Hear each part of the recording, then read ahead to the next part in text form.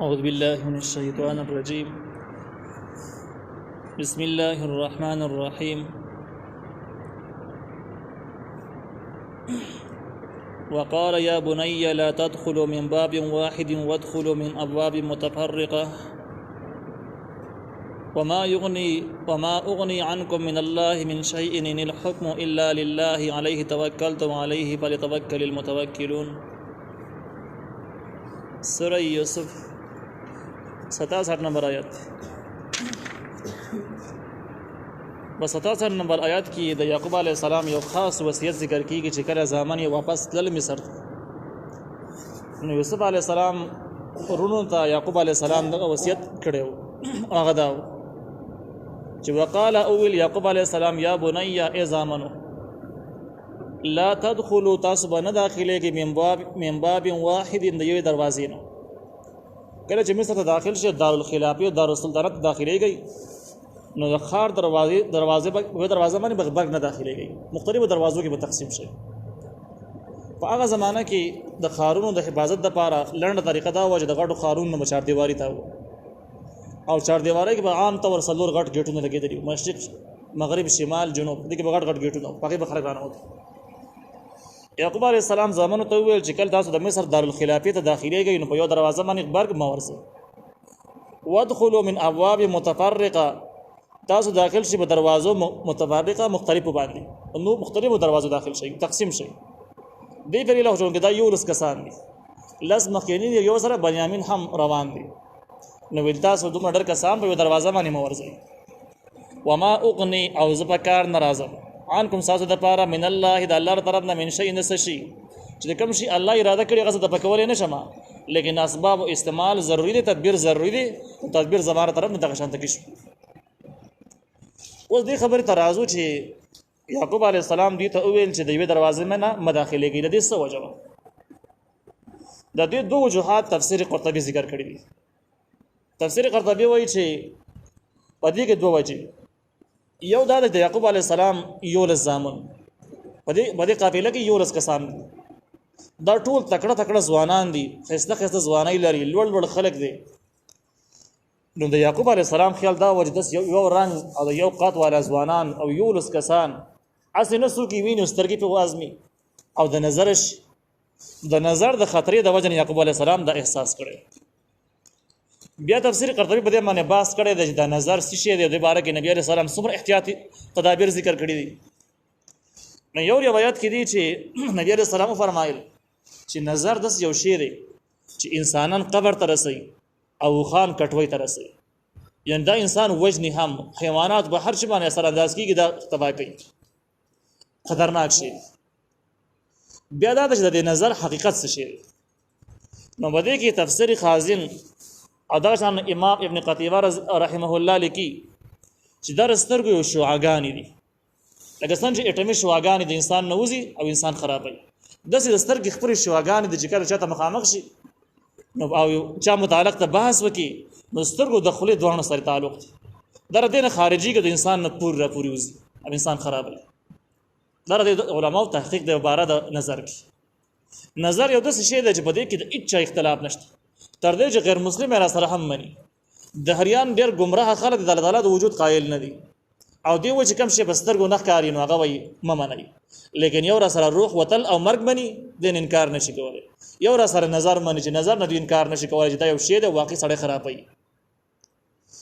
دې باره کې د نبي علیه السلام مشهوره واقعه محدثینو نقل کړې ده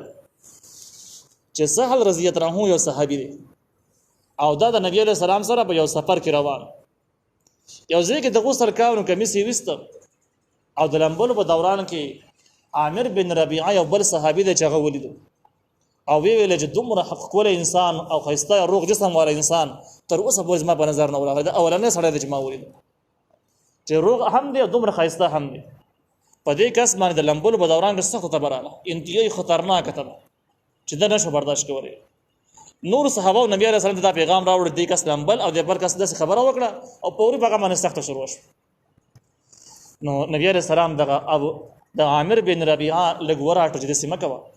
تا خپل ورور چې کوم دی هغه د مرګ اراده لري کړله داسې خبرې کې داسې مه کوه. بیا دې کس د عامر بن ربیعه ته وویل چې اودس وکړه او د هغې په یو لوښي کې راجمع کړه نو بس هغه دغسې وکړله هغه بیا راوړل د ابو سعد رضی الله عنه په وجود باندې جسم باندې واړولې هغې سره تبه ختمه شوله او سفر مخکې جاري وساتلی شو د دغه روایاتونه صریح معلومیږي چې نظر یو شی دی او بصري معنی لګي او دې باره کې به روایت دام د العین حق النظر حق دی نو امام قرطبي رحمه الله ذکر کوي چې د دین مراد د یعقوب علیه السلام خیال به غالبا دا چې نظر په ونه لګي دویم احتمال دا ذکر کړی دی چې ممکنه ده چې د خلکو کینه وسره وشي او د کینې ځان بچ کاو کینه به سره څنګه کیږي هر سړی غواړي چې غټ اقتدار ته ځان ورسوي هغه نیک انسان خو دې څه خبرو ډېر خاص پروا نه کوي چې څومره فاسقان فاجران او دنیا پرست خلک هغه دې لاره کې د هر ناجایز نه تیریږي خونکاری ظلم زیاته حرام د هیڅ پروا نه کوي اقتدار ته ځان رسول غواړي او دې په مخ سره باندې یوسف علی السلام خواته تری دي یوسف علی السلام د دوی غټه منمسیه کړه د دوی غټ قدر کړو او دا خبرې په ټول دربار کې مشهور شو غټ وزیران غوګون ته ورسېدي چې د کنعان نه کسان راغلي دي د یعقوب علی السلام اولاد دي او د مصر بادشاہ دغه ډیر زیات قدر کړي د غټ احترام یې ولا کړی دی یعقوب علی السلام دا قصې اورېدلې وي ځامن ورته کړی ویندو یعقوب علی السلام خیال دا و چې حکومتي وزیران د سره کینونه کې سازش وسونه کی او مصیبت کې راګیر نه کی د کینین د بچ کېدو لپاره د تدبیر وکړو امام مودودی رحمه الله په تفسیر تفهیم القرآن کې ذکر کړی دی چې ممکنه ده چې یو بل احتمال پکې هم سمون وکړي هغه وایي دا دی چې کنعان علاقه د مصر آزاد قبایلی علاقه و په هغه زمانه کې یعنې دا د مصر په حدودو کې وکړو لیکن آزاد قبایلی د مصر د حکومت نه لاندې نه و د هغې ماتحته نه و نو عام طور د آزاد قبایلو باره کې به حکومتونو احتیاط کوو چې هسې نه د چا زیر اثر خلک او راننه وزیر فساد جوړ کړي مصیبت جوړ کړي هغې د دې یو مثال هم خورې دی وایي چې کله په هندوستان باندې انګریزان قابض وو نو هندوستان آزاد قبایلی خلک چې کوم نو په هغې کې زیات خلک تصورات دا و د علماو د مجاهدینو چې د انګریزانو نه ازادي پکار ده لیکن د ښاریو خلکو دا ذهن نه لارو هغوی خیال دا و چې بس روزګار او پیشه او چې بس سهولیات دا پوره دي څه خبرې مه کوئ دا خبرې کار نه ورکړي نو چې کله به د هندوستان آزاد قبایلي خلک راغی نو انګریزانو به د ډېر سخت په شک په نظر باندې کتل نو امام مودودی رحمه الله وایي ممکنه ده چې د سیاسي صورتحال د یعقوب علیه السلام ته معلوم و چې دوی ته د خلک به د شک په نظر باندې ګوري نو ورته یې وایي چې خواره واره شي په مختلفو دروازو راننوځي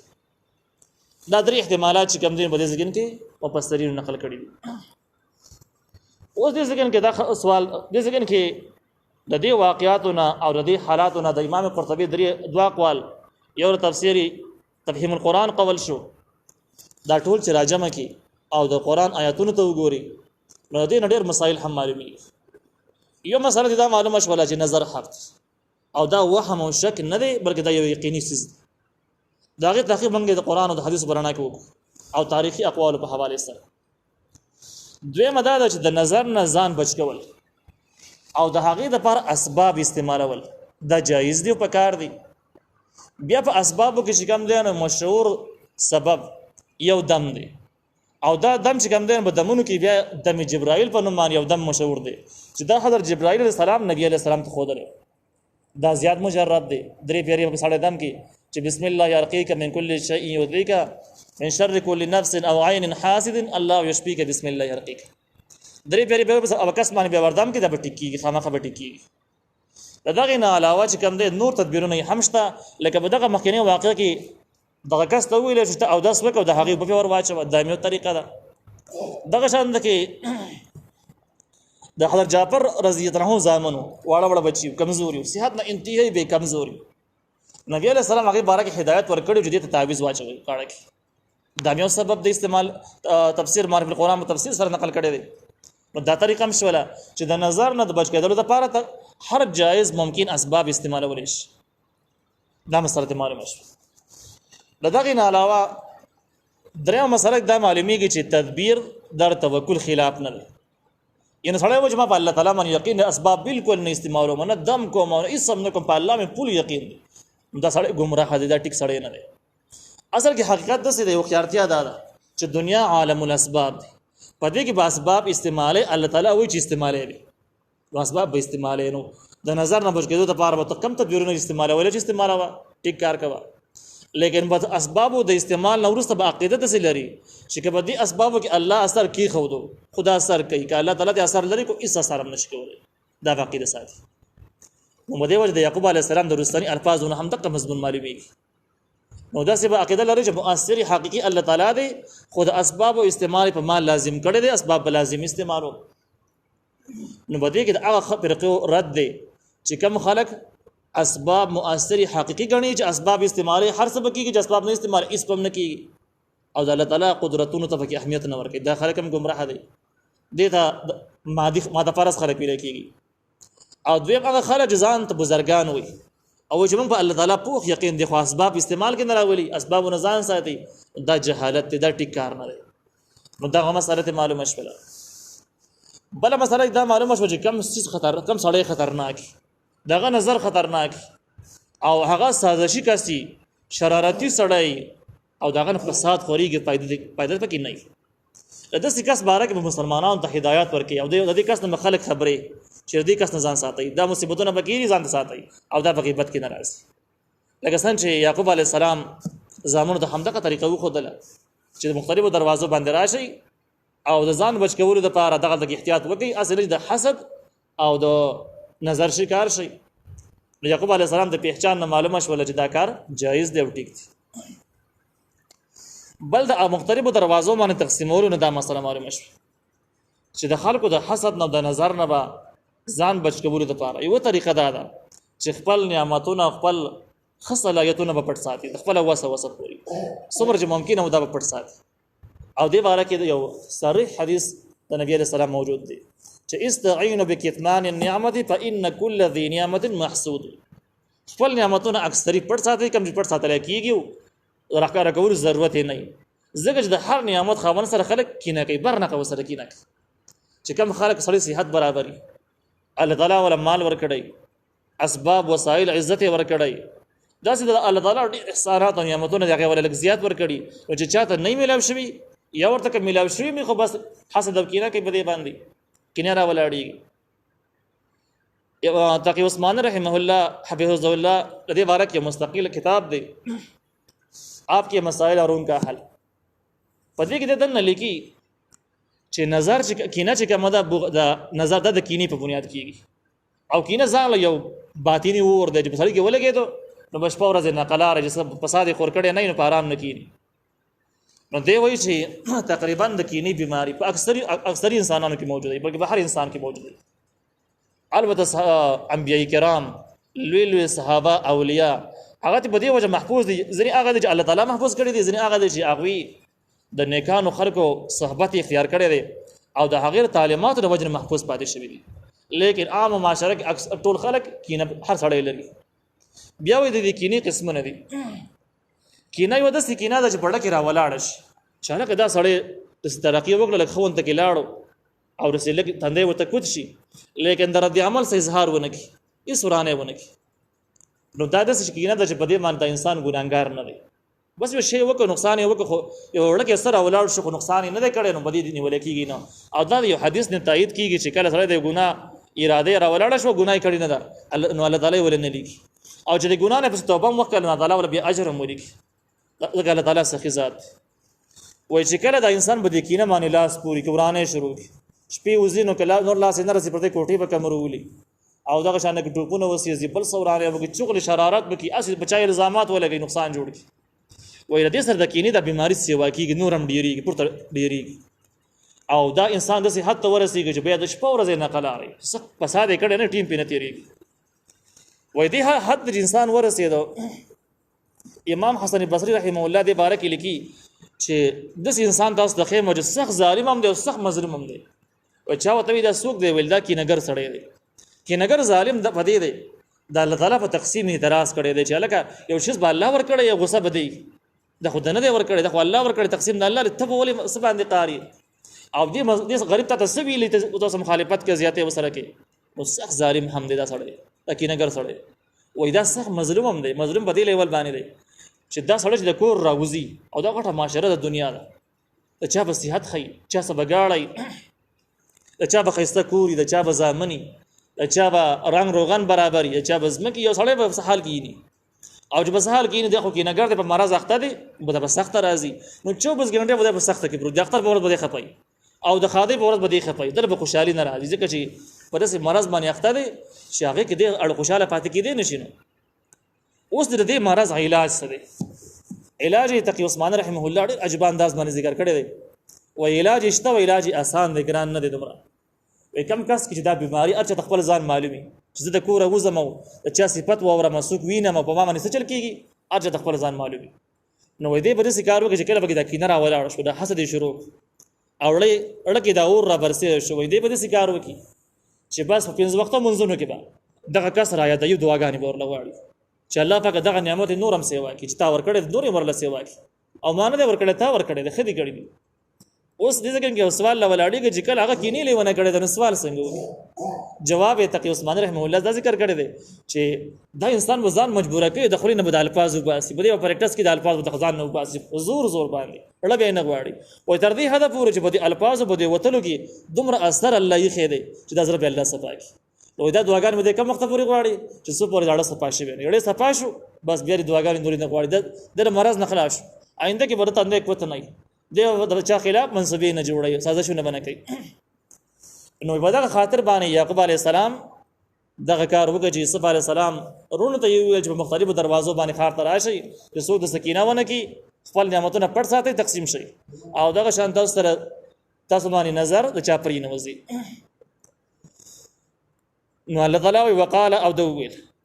یعقوب علی السلام یا بني ای زامنو لا تدخلوا مداخله کی من باب واحد دی دروازې نه وادخلوا داخل شي من ابواب متفرقه په دروازو مختلفو باندې نو دغه درې حکمتونه دوه حکمتونه تفسیر قرطبي حواله سره ما ذکر کړه او یو تفهیم القرآن په حواله سره وما اغني عنكم من الله من شيء او زه هیڅ پکار نه راځم یعنی نشم تفکول استاسونه د الله تعالی طرفنا من شيء هیڅ شي دا اوس هغه تقدیر عقیده ده د الله تعالی صفاتونه عقیده ده چې یاره کوم څه الله تعالی تاسو د رسۍ مقرري هغه سره من کولای نشم هغه کې مکار نشته لیکن دا دنیا د څه د بده کې په اسباب استعمال او الله تعالی د اسباب سره د دنیا تړلې ده لهدا طریقه او تدبیر مت دغه خو چې مختلفو دروازو باندې راشي کړ دې باوجود هم حدیث وشوله نو زه کوم حدیث نشم ته کولای پیغمبر یم خو د حدیثو کې تاثیر نه لرم دا نشم کولای دا هغه توکل شو ان الحكم الا لله نشتري حکم نافذول الا لله مگر خاص د الله تعالی د پاره دی حکم نافذول د الله تعالی دی حکم څه شته ویل کیږي حکم د قسمونه دي یو د حکم تکوینی ویل کیږي چې دا کار دی وشو دا دی نه کیږي دا دی مړ شي دا دی ژوند شي دا دی مالدار شي دا دی غریب شي دا تکوینی نظام دی نو دا صفات د الله تعالی دی پر اچا سره نشته دی او دویم حکم تشریعی دی چې دا جایز دی او دا ناجایز دی دا حرام دی او دا حلال دی دا تشریعی حکم دی نو تشریعی او تکوینی حکم دوه د الله تعالی سره دی په دې ځکه کې د یعقوب علی السلام مقصد تکوینی حکم دی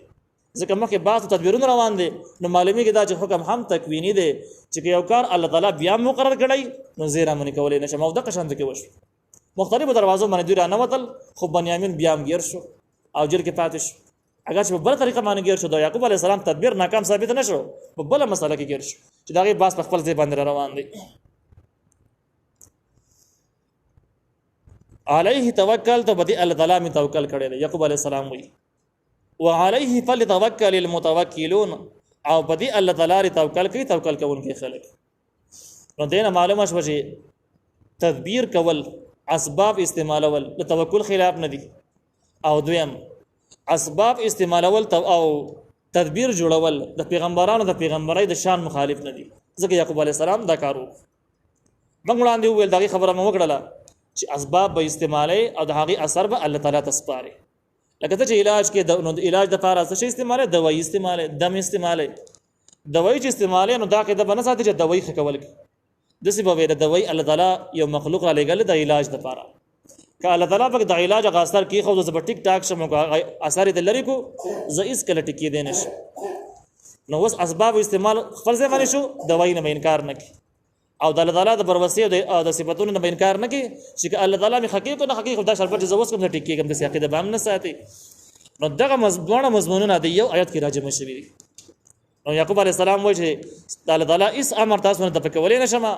ټول حکمونه اختیار د الله تعالی سره دی او بدغه الله تعالی می توکل کړی دی او بدغه الله تعالی باندې نور توکل کوونکي هم توکل وکړي. ځکه نبی علیه السلام چې کله بدر میدان ته تو نو تش لاس لا نړو چې الله تعالی سم زما مرسته کوي، نه توري ته ضرورت شته نه صغري ته ضرورت هیڅ شی هم نه وړم داسې ونه کړله. ځکه دې ماموره په دې باندې و چې واعدوا لهم ما استطعتم من قوه، پوره تیاری ونیسئ او اسباب چې څومره در سره نه استعمال کړي. او نبی علیه السلام زغره بیا وړه دغه شان کې یو خاص کمره کې کېناست او کمره باندې پیری ولاړې وي. د دې سره سره